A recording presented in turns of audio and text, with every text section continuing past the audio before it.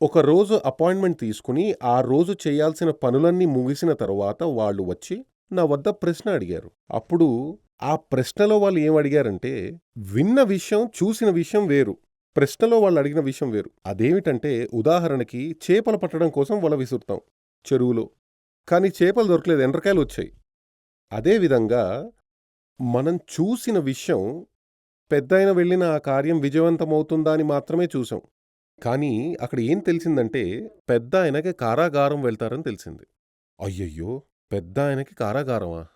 అక్కడున్న ఎవ్వరూ ఆ మాట నమ్మలేదు. ఇంతలో అనేక విషయాలు జరిగాయి. కొన్ని విషయాలు, కొన్ని సత్యాలు ఓపెన్‌గా మాట్లాడకూడదంటారు కదా! కాబట్టి అది చెప్పలేదు. పెద్దాయన దగ్గరికెళ్ళి, స్వామి ఇది విషయం అని చెప్పాను. పెద్దాయన ఎలా ఉందని అడిగారు. పెద్దాయన గట్టిగా నవ్వేశారు. పెద్దాయన పెద్దగా నవ్వుతారని సన్నిహితులందరికీ తెలుసు. నీకెలా తెలుసు అని అడిగారు. లేదు స్వామీ, అదే విధంగా ఉందని రహస్యంగా చెప్పాను. ఇలా ఉంది.